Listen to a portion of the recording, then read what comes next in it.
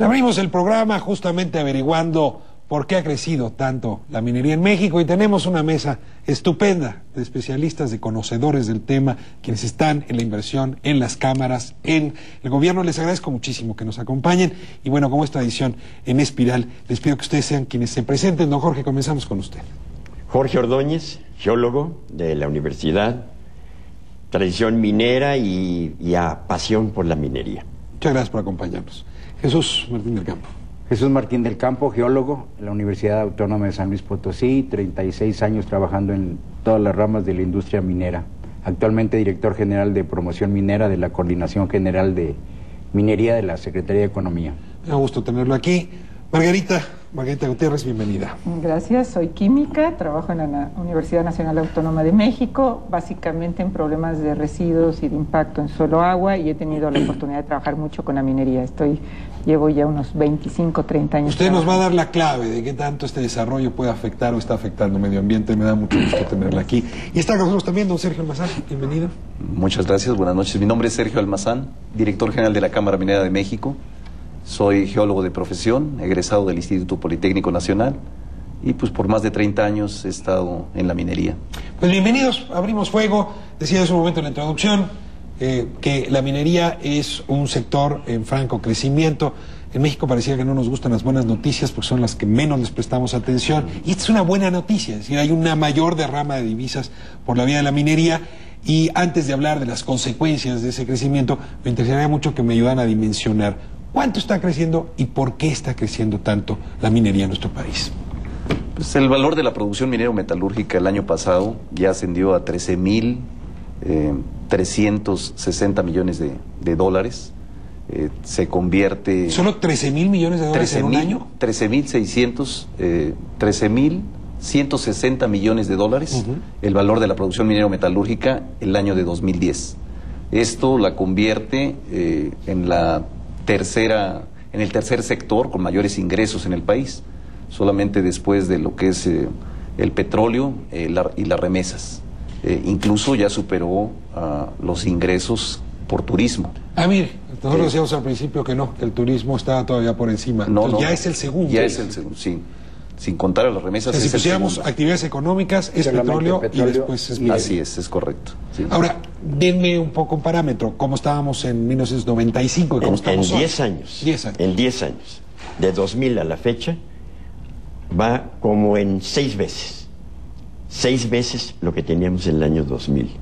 Es un crecimiento impresionante. Ahora, uno pensaría inmediatamente la plata, porque este es un país con tradición de plata, pero entiendo que hay una serie de minerales que en otros tiempos no era posible sacar tecnológicamente o no eran del interés del mercado, que hoy se vuelven muy atractivos y que de esos minerales también hay cierto nivel de abundancia en nuestro país. Bueno, lo que realmente ha crecido es los tradicionales.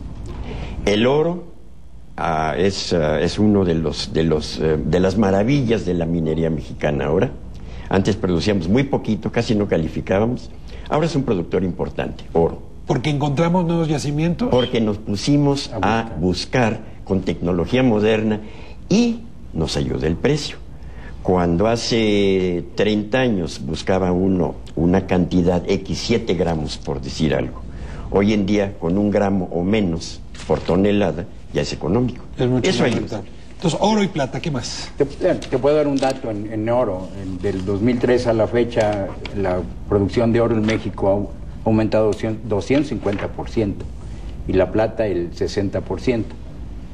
Y yo creo que eso es... Cobre, plomo. Zinc, cadmio. La canasta principal de productos mineros, por ejemplo, en el 2010... está conformada, primero el de mayor participación es el oro, por primera ocasión, con el 25%, seguido de la plata, con el 21%, después le sigue de la plata el zinc, después tenemos la parte del... perdón, en tercer lugar está el cobre, que por años había sido siempre el de mayor participación. Aquí hay una explicación que tal vez valga la pena señalar. Por una parte, como nos decía Jorge, el caso del oro es un caso de éxito, que de pasar de 20 toneladas que se producían a principios de los 2000, el año pasado ya tenemos 70 toneladas, nos convertimos en el 12º lugar a nivel mundial. Y bueno, decíamos, el cobre estaba siempre a la cabeza como principal participador en el valor de la producción. Sin embargo, recordarás, entra en suspensión de labores la principal mina de México, que era Cananea, y entonces pues eso hace también que la participación se reduzca. Se haya disminuido. Y si le aumentamos el interés que se tuvo por el oro, pues entonces es por eso que nos está dando... ¿La plata sigue jugando un papel privilegiado? Por supuesto. Definitivamente. Seguimos siendo a nivel mundial Primer productor del mundo. Regresamos a... no hemos perdido ese lugar. No, En los lo últimos- habíamos- Los varios años se perdió. pero en los últimos 5 10 años llevamos No. ese lugar. No, lo A habíamos ver, perdido por 5 años. Y el año pasado ya recuperamos como el primer productor de plata en el mundo. Y como dato adicional, hablando de lo que decía Sergio, por primera vez también, a pesar de que somos el primer productor en el mundo de plata nuevamente, por primera vez el año pasado en valor ya se produjo más oro en México que plata. A ver, decía usted hace un momento que hay un desarrollo tecnológico que permite buscar mejor los minerales. Supongo que esta es una de las razones del crecimiento. Yo quisiera preguntarles qué otras explicaciones tendríamos para entender este crecimiento en esta última década. El precio. El precio de los El minerales. precio es básicamente el otro componente. Uno es el precio ha aumentado drásticamente en los últimos años, y por otro lado la tecnología, no nada más para encontrarlos, sino para aprovechar los yacimientos. Son los dos factores que han hecho que... Los precios y tecnología serían parte de la explicación. Y hay un punto extraordinariamente fundamental y que es de gran auge: financiamiento. El financiamiento se ha vuelto muy accesible, se ha vuelto fácil y ágil, rápido, a través de la bolsa canadiense. Por eso el auge de las empresas canadienses en México. 3/4 partes de todas las empresas que hay extranjeras en México explorando son financiados a través de la Bolsa de Canadá. Déjeme lo detengo ahí, porque sí necesito entender un poco el régimen Y eso legal. ayuda enormemente. El régimen legal. En México sigue siendo obligatorio que las empresas mineras que explotan la tierra sean Mexicanas. Todas las con empresas participación trabajando- accionaria La mexicana. empresa es mexicana. Todas las empresas trabajando en México es condición sine qua non de que sean mexicanas. Ahora, Pero ¿cómo entran los extranjeros? ¿Cómo Pero el entra Canadá? capital de acuerdo a la puede última, ser- a la ley de inversión extranjera, que ahora las empresas pueden tener hasta el 100% de capital extranjero. Las empresas Mineras. están situadas en México, pero su capital puede ser extranjero. Hasta el 100%. Entonces ya son empresas extranjeras. Empresas mexicanas No, con no, no. capital A extranjero. ver, explíqueme. Está si el capital es dentro extranjero, la del- empresa es extranjera. Dentro del esquema legal de México, es una empresa mexicana constituida con notario Es una mexicano. SADCB. Con una dirección en México, paga impuestos, todo como cualquier empresa pero es una mexicana. filial extranjera. Pero las acciones, el papel de la empresa, físicamente, está en manos de un extranjero. ¿Eso en qué año cambió? 2005. A partir de 2005. 2005. Con la fue nueva- con la cuando nueva cambió A ver, ley. la entonces ley. déjeme 2005. poner otra hipótesis. El cambio de régimen legal también ha favorecido este Muchísimo. desarrollo. Por supuesto. Muchísimo. Ahora, este es un país que tiene muy mala memoria, por lo menos muy mala narración histórica con respecto a los extranjeros explotando el subsuelo. Yo siempre he pensado que nuestra obsesión con el petróleo nació en realidad con la minería. La sensación de que empresas mineras, sobre todo el porfiriato, pero también en la colonia con los españoles, saquearon nuestro territorio y que no nos dejaron nada, sigue palpitando en la preocupación del mexicano. ¿Cómo estar tranquilos de que ahora no se repite esa historia, esa narrativa? O incluso no convendría cuestionar esa narrativa. Hay que cuestionarla, por supuesto. ¿Cómo que no dejó nada la minería española? Ahí está Guanajuato, ahí está Chihuahua, San Luis Potosí, Tasco. Pachuca. Más bien, Tasco. Bueno. prácticamente todas las capitales de estado son producto de la minería. Y no solamente las ciudades, si nosotros podemos ver los puertos, la red de ferrocarriles, la red de electrificación, todo eso tiene origen en la minería. Yo creo que, como tú decías, lo que pasa es que tenemos una memoria muy corta. Pero México es un país minero de siempre. Desde antes de la llegada de los españoles ya hacíamos minería en este país. Sí, ¿no? Inclusive las escuelas, la ingeniería, el desarrollo científico estuvo muy ligado a la minería. Sí, la minería. el desarrollo de la Nacional. profesión de ingeniero en México surge primero ahí, después por los La ferrocarriles. minería era sumamente El importante. primer instituto científico en América se forma en 1792 en México. A ver, déjeme entonces nada más terminar el recorrido histórico. Sigo la lógica bien de la colonia. La colonia en este país se construye su desarrollo económico a partir de la minería Es correcto. y esas ciudades están ahí para poner testimonio. Sin embargo, el siglo XIX y sobre todo su final y con todo el porfiriato deja una triste memoria de explotación de trabajadores, de explotación de mineros, de ninguna protección sanitaria, de cero prestaciones, de un daño ecológico importante. Ahí está Cananea como historia también, en fin. Yo les pregunto cómo reaccionar frente a esa parte de la historia que debe haber dañado mucho el desarrollo minero del resto del 20. Si me permites, es realmente lo que tú decías al principio. Lo que pasa es que las historias positivas, las noticias positivas no venden y nada más nos acordamos de las noticias negativas. Pero estoy seguro que si pusiéramos en una balanza todo lo que nos ha dejado la minería a través de más de 500 años, es un legado hermosísimo, no solamente económico, que ya hablábamos de la parte de economía, sino social y cultural. Ujú. Es todo, y eso con creces supera sin duda algunos problemas que se han enfrentado a través de tantos años y que por supuesto cada vez tenemos que ser mejores. Margarita, ¿tienes opinión con respecto a esto? Me gustaría saber la opinión de Sí, una porque mujer ahorita al voy a respecto. abundar Tiene contigo más en lo ambiental, sensibilidad. pero me No, sí, gustaría la ambiental, conocer. la parte económica no la manejo, pero mira, la minería, primero vivimos en el siglo de los metales, eso es muy importante. Claro, no todos los metales tienen la misma importancia para la ¿Cuál es vida el diaria. siglo de los metales? ¿Es este? Sí, El estamos en 21 un es el siglo de los metales. Bueno, no, el siglo XX, ¿no? Yo diría el siglo XIX fueron los siglos la era de los metales, podríamos decirlo, si ya nos vamos a la parte histórica, ¿no? Una era de... O sea, ya no podemos pensar en construir con piedras, no podemos dejar de utilizar los metales. La tecnología no podría sobrevivir, no habría aviones sin metales. Ahora, no todos los metales tienen la misma importancia. Necesariamente para nuestra vida diaria es muy importante el hierro, muy importante el aluminio, muy importante el cobre. Otros no son tanto, ¿no? Los otros tienen otros usos. Perdón, yo iría más allá. Sí. Si no hubiera minería, y hablando de toda la gama de minerales, no estaríamos aquí sentados en esta silla, no tendríamos un vaso, la cámara no existiría. O sea, seguimos en la era de los Sí, metales. ahora, De los minerales, yo diría de los minerales, no La de era los metales. De los minerales.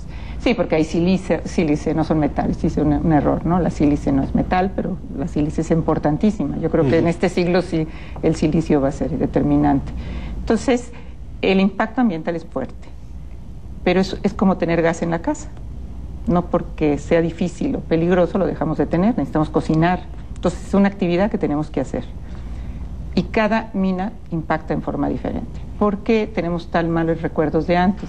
Bueno, porque no había la conciencia del impacto actual.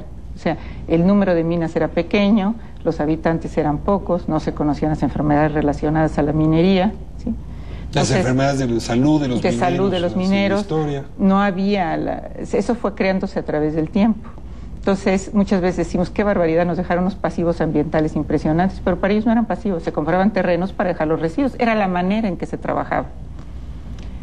Realmente a veces es más responsable ahora que sí sabemos el daño y que lo seguimos haciendo. No sé si me explico. Bueno, Y la no todo clave el es mundo. fuertes de la experiencia, cómo podemos Que cuando utilizar no mejor. tenían la menor experiencia. Me voy a corte y regresando, quisiera que me contaran de los proyectos principales que estamos viendo en el país. ¿Dónde están? ¿Qué características tienen? ¿Qué metales o minerales están extrayendo? Y ahora que decía, a la sal habría que meterla entonces en esta lógica, ¿no? Ese es un mineral fundamental. No, todo, es que sin minería no habría nada. Regresamos a seguir hablando de la minería. Quédese con nosotros. Y se nos olvida que el viento. Aquí siempre ha sido este pueblo 100% minero. Mi papá fue por 45 años minero de la mina de Santa Ana, él haciéndose cargo de la mina de El Buen Suceso. Él era explorador. Más que nada es fuente de trabajos aquí para la gente, toda la comunidad, que recordemos que somos 21 comunidad que pertenecen aquí a cabecera municipal y pues todos tenemos la necesidad de trabajar. Va a haber trabajo yo creo para mucha gente, tanto hombres como mujeres, y pues traen beneficios ellos como talleres. Se dice que se van a poner una tratadora de agua residuales para para limpiar el agua, que va a servir también para aquí, para el pueblo. De que accidentes, pues en todo trabajo hay accidentes. Eso debemos de tenerlo muy claro. Y en cualquier trabajo.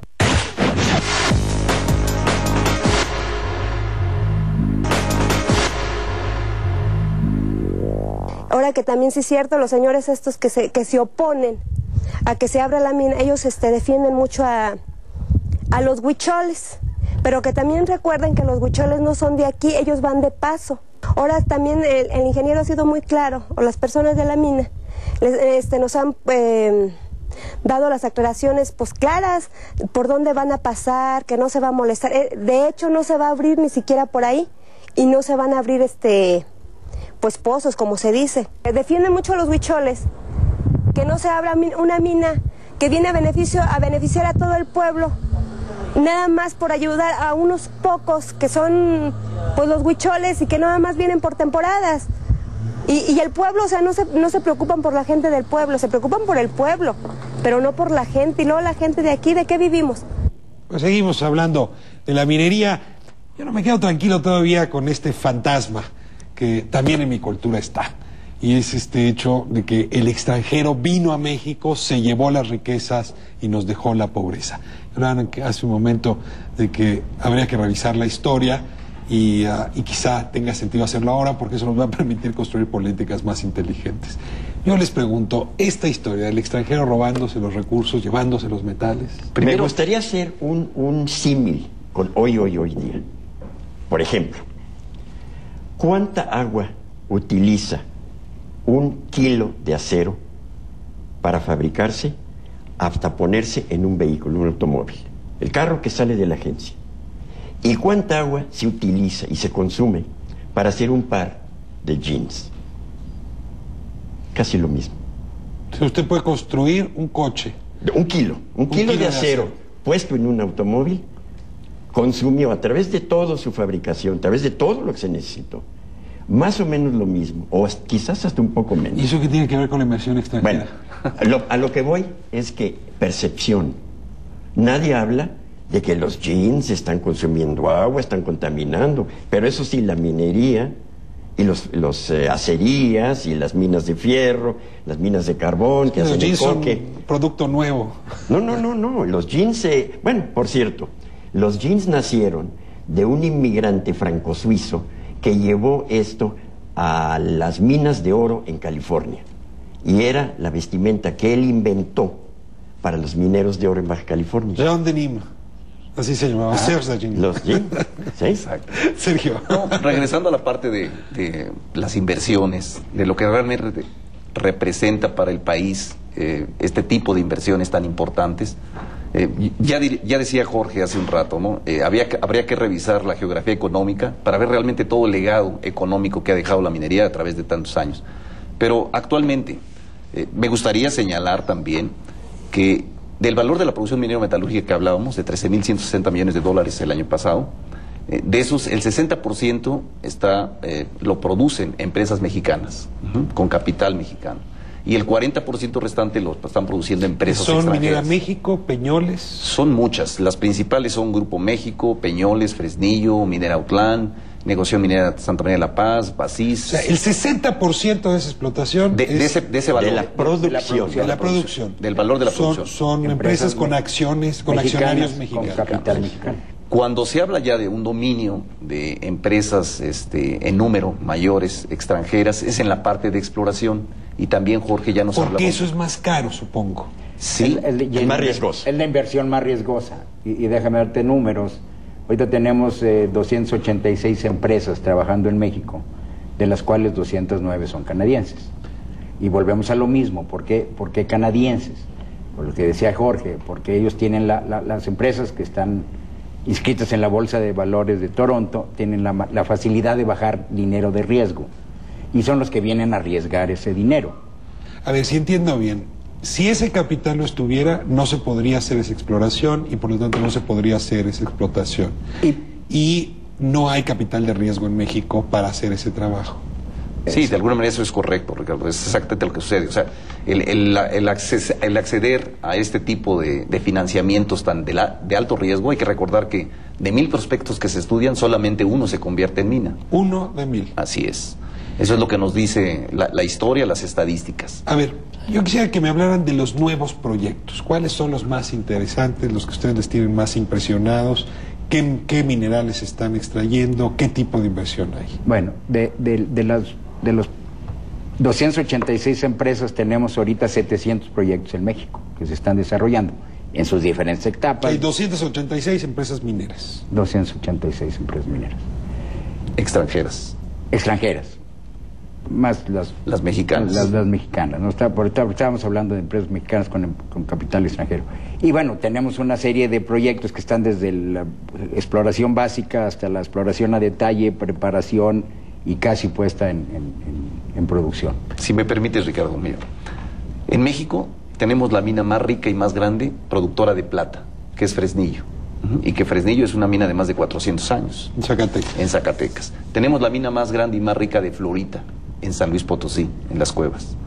Tenemos un depósito de yeso en Baja California Sur, que al ritmo de producción actual alcanza para los próximos 70 años. Si viéramos la historia, tendríamos que hablar obviamente de las vetas de Guanajuato, de las de Real del Monte y Pachuca, de Santa Bárbara, o sea, de yacimientos clasificados como de clase mundial, precisamente por la riqueza de sus reservas y por la cantidad. Eso es hablando de la historia. Si habláramos ahorita en el presente, que tú nos decías, ¿qué proyectos son los que hoy proyectos más emblemáticos? Tendríamos que hablar de Peñasquito, una mina en Zacatecas que requirió de más de 1.700 millones de dólares, que generó 4.000 empleos directos, y que esa mina solita va a estar produciendo aproximadamente a plena capacidad 400.000 onzas de oro y 30 millones onzas de plata. ¿Qué significa esto? En la producción del 2009 aproximadamente sería el 25% de la producción de oro de ese año y una tercera parte de la producción de plata. Ese es el tipo de yacimientos minerales que tenemos en México. ¿Qué vida llega a tener, por ejemplo, esta mina o de las que ahora se están abriendo? Puedo hacer un poco de historia ahí, sí, claro, porque creo que aquí también entra un poco la historia, es muy interesante. Esta mina se hizo en un lugar que se empezó a explorar. Probablemente lleva ya 400 años que la gente pasa y lo ve y no le hace mucho caso, pero realmente primera exploración seria, ya física, alrededor de los 50, 1950, más o menos. Se hicieron varios tiros, se hicieron varias perforaciones y quedó hasta el año de 90. En el año de 90, o sea, 40 años quedó dormida y no se le hizo gran cosa. Esta mina, que es fabulosa, en aquel año tú podrías haber llegado, poner tu concesión minera y la mina sería tuya. Abandonada. Abandonada, nada. Bueno, y a nadie se le ocurrió hacer. Y a nadie se le ocurrió. A los 90 empiezan los precios, ahí empezó a haber algunas fluctuaciones, porque si tú recuerdas, los precios de los metales preciosos empezaron a reaccionar un poco cuando los disturbios mundiales del 68. Ahí es cuando realmente empezó a haber una inquietud. En el 71 Nixon dijo que ya Estados Unidos no iba a reconocer el patrón oro, y ahí es donde empezaron realmente los precios a reaccionar. Pero en fin, en los 90 llegaron las compañías extranjeras, compañía mexicana con capital extranjero, y empezaron a explorar. Trabajaron 6 meses, 8 meses, se fue. En el año 94 volvió otra empresa, también compañía mexicana, capital extranjero, exploró un año, se fue. 96, 2 años después, volvió otra compañía. Y así te lo puedo seguir hasta el año de 98, cuando ya los precios estaban empezando de veras a repuntar. Y hubo una empresa que metió, no sé, 30 millones de dólares y empezó realmente a dimensionar lo que es el yacimiento. Y se dio cuenta que era un yacimiento enorme. Un yacimiento grande. Todavía a partir de entonces, no fue hasta 2004, cuando realmente ya se empezó a hacer en serio el desarrollo de la mina. O sea, estamos hablando de 54 años de exploración, de meterle dinero, de invertir, claro, antes de que el yacimiento tomara ayuda a usted a la cara de lo que es hoy. Entonces hay que poner esa dimensión. Y esto te habla precisamente del largo periodo de maduración de esta industria. De los yacimientos. Ahora, una vez que una mina de estas funciona, ¿cuántos años de vida tiene? Ahí en esa pregunta te iba a decir mi experiencia. Esa pregunta me la hice, al no ser yo minera, al trabajar. me he dado cuenta que no se puede decir. Hay una mina a la que yo trabajé, me dijeron 25 años. A los 25 años la exploración había dado otro tipo de minerales, la tecnología se desarrolló y tiene otros 25 años. O sea, es muy difícil. Los tiempos que me habían dado nunca han sido reales. Porque cambia precios, cambian los precios, cambia la tecnología. Y los nuevos yacimientos. Perdón que regrese al tema histórico, pero una de las maneras como el gobierno de Díaz entregaba las concesiones mineras era otorgando exenciones fiscales de hasta 50 y 100 años. Bueno, claro, si esa mina daba 150 años, era un gran negocio para el país. No sé si gran, pero era un negocio para el país. Yo quiero preguntar si ese esquema sigue operando, porque la manera como se establece el régimen legal y sobre todo el régimen impositivo, pues pasa por la duración y por la inversión que se hizo. Pero estábamos platicando, Peñasquito, la gran mina de hoy en día. Cada empresa duraba 2 años y pasaron 10 empresas. Entonces, aunque le hubieran dado la concesión por 100 años, en el momento que se fue, ya no le tocaba eso. Pero hoy funciona así, hoy ya no. No, ya por supuesto. Las concesiones ya vivimos en un se régimen, pagan y se pagan impuestos. Vivimos en un régimen de concesiones que tienen dos. ¿Cómo funciona una concesión? Muy bien, el gobierno es dueño del subsuelo. Entonces el gobierno puede otorgar una concesión sobre la explotación del subsuelo. Para dar una concesión tienes que ser o persona física o empresa mexicana, vuelvo a lo mismo. Registrada en México. Registrada en México, simplemente en México. que su objeto social, dentro de su objeto social sea la exploración, explotación y beneficio de minerales, y que el terreno sea libre. Fuera de eso, no hay ninguna otra condición. Y concesiones, digo, no estoy hablando de la concesión que se entrega, sino las condiciones favorables que el gobierno ofrece, ¿cuáles son? Ninguna. Ninguna. O sea, ya no existe esto de que si te voy a dar no me exención, pagas, si no me pagas. Tú tienes que pagar derechos mineros, tienes que pagar tus IVAs, tienes que pagar tu ISR, tienes que ¿El derecho pagar... minero es por la cantidad de metal que se extrae? No.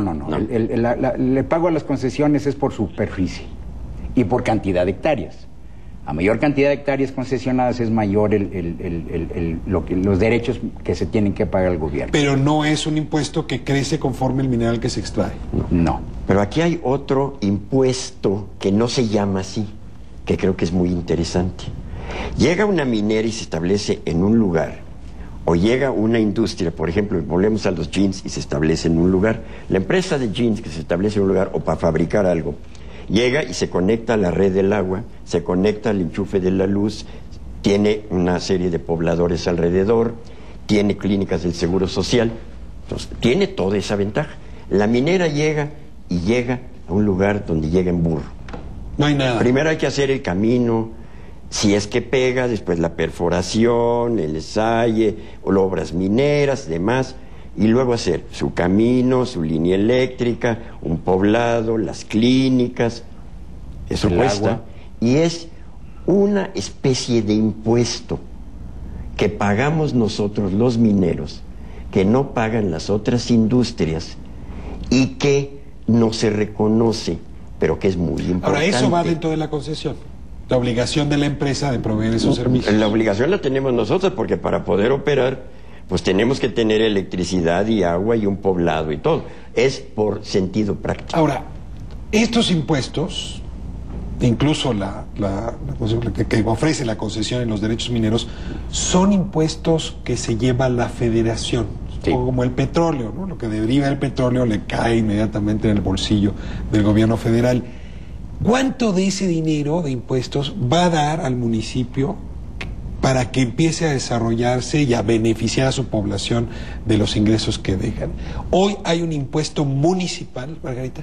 Mira, yo lo que he visto es la diferencia desde un punto de vista externo, no economista, pero al estar trabajando ahí en varios países, y me he dado cuenta que en otros países las mineras, al pagar impuestos locales, los presidentes municipales de los respectivos, que pueden llamarse diferente, ¿no? Diferentes regímenes, pero en fin, los encargados de la población no saben cómo gastarlo.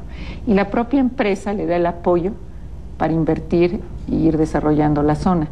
Yo creo que eso es algo que no he visto en México, no entiendo el porqué, más bien lo preguntaría, en el sentido que solamente están las obras internas de la mina, ¿no? Donde puede haber albercas, puede haber teatro, puede haber lo que quieran, dependiendo de la decisión de la empresa, pero no he visto que las poblaciones adyacentes, los presidentes municipales, estén recibiendo un apoyo por haber cobrado impuestos. Entonces creo que no los hay, más bien La preguntaría. derrama de la minería debería impactar en lo local profundamente. Déjenme irme a corte y regresamos a hablar de esta otra parte. Quédese con nosotros. Impacta.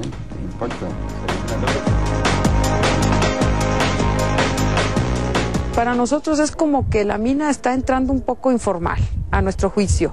Necesitaríamos que la mina tome en conciencia que este pueblo es un pueblo delicado en cuestión arquitectónica, ecológica, ya de conocimiento a nivel internacional. Real de 14 es un pueblo que es conocido, evidentemente, y para mí la mina, pues, no estamos muy de acuerdo en que pueda tener un deterioro, o el plan de ellos todavía no lo dicen. Hemos preguntado a ellos cuál va a ser su plan, de dónde van a utilizar el agua, y son preguntas que todavía no nos responden.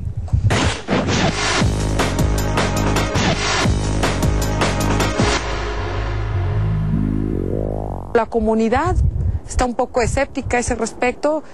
Nosotros desde el año 91 vivimos prácticamente de la afluencia de turismo, aunque tiene sus fluctuaciones, pero prácticamente toda la población vive ya de esta actividad. Entonces, bueno, sí estamos pues en ese tenor de que el pueblo tiene que seguir viviendo del turismo los próximos 150 años que faltan. Y la minería, bueno, le dan un periodo de vida de 5 o 10 años.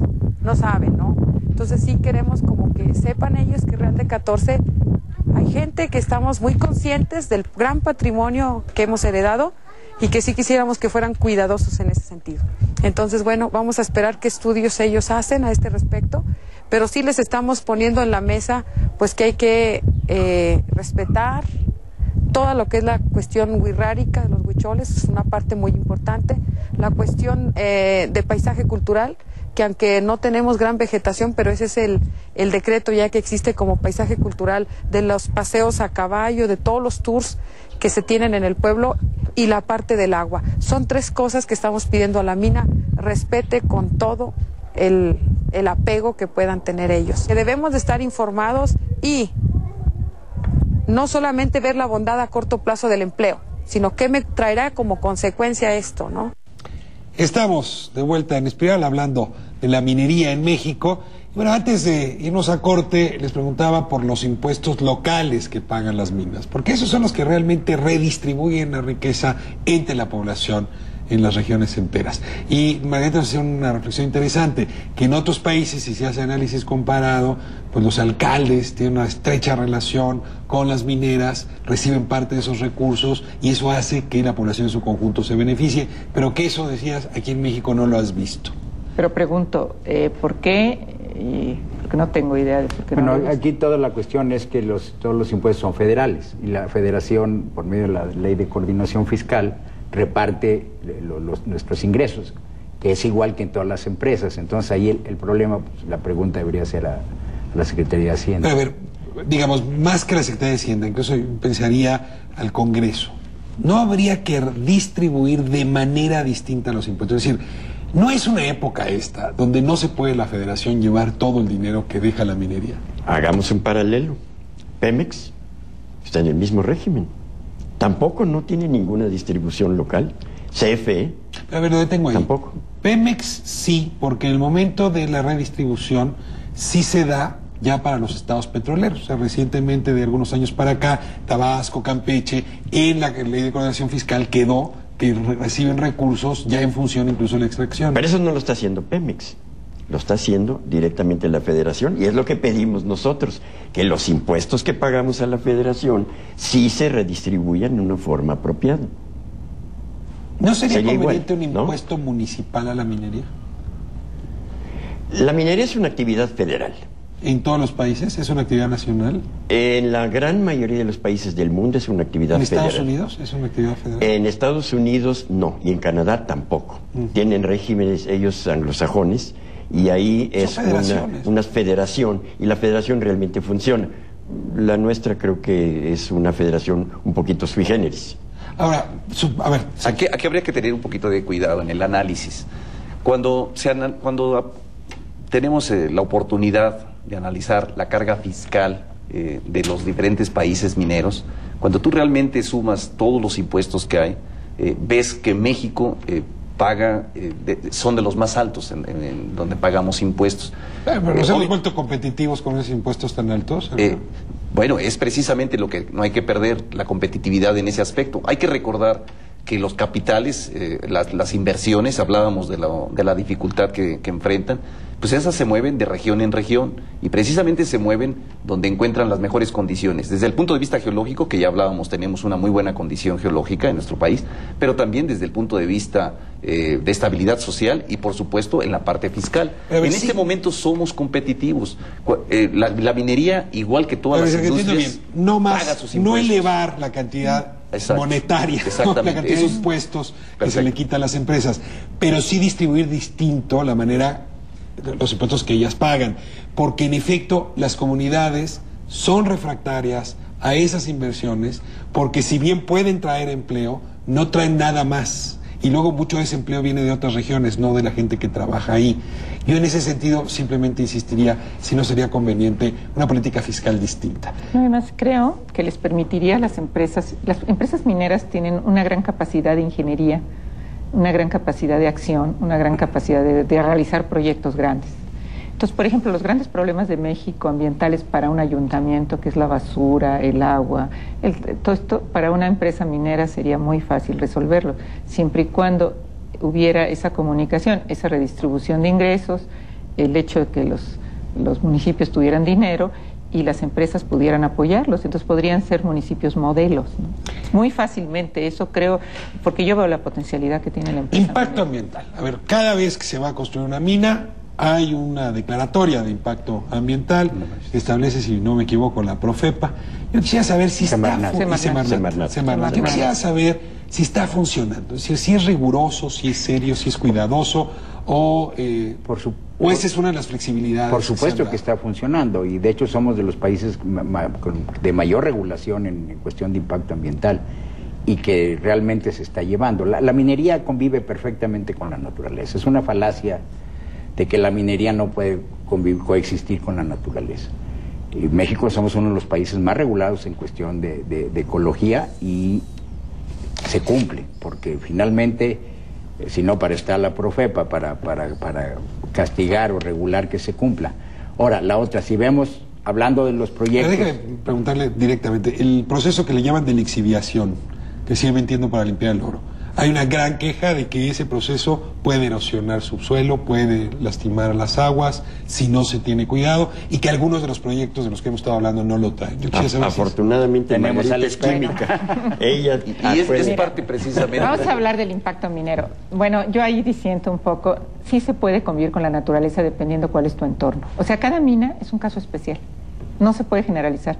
Yo siempre les digo que podemos globalizar la economía, pero no la geografía. Y la minería es un ejemplo de esto. ¿Cómo es el yacimiento? A lo mejor la composición del yacimiento es muy simple, muy limpia, digamos. ¿Cómo se va a extraer qué tan rico es el yacimiento? Hay ¿Cómo se va a extraer? No cerca. Y la población sí, depende también qué riquezas naturales tenemos, qué clima. No es lo mismo manejar Chiapas que manejar el centro o el norte de México. Es una diferencia enorme. ¿Y la institución mexicana tiene la flexibilidad para tratar cada mina por sus propios méritos? Yo creo que sí. Lo que pasa es que la minería es tan cara, volvemos al punto, que solamente los grandes grupos mineros pueden realmente resolver los problemas ambientales. Por desgracia, los pequeños mineros no tienen la capacidad económica de hacerlo, porque entonces el impacto ambiental normalmente se le da a las grandes. Sí, pero la grande tiene y yo creo que México podríamos ser punta de lanza en el desarrollo de soluciones ambientales, porque muchas cosas no están resueltas a nivel mundial, ¿no? Hay muchas cosas que resolver. Y entonces los grandes países mineros son los que están haciendo investigación. Y a veces creo que más que normas y normas y normas, aunque yo participo en la elaboración de normas, la norma es una de los instrumentos que hay.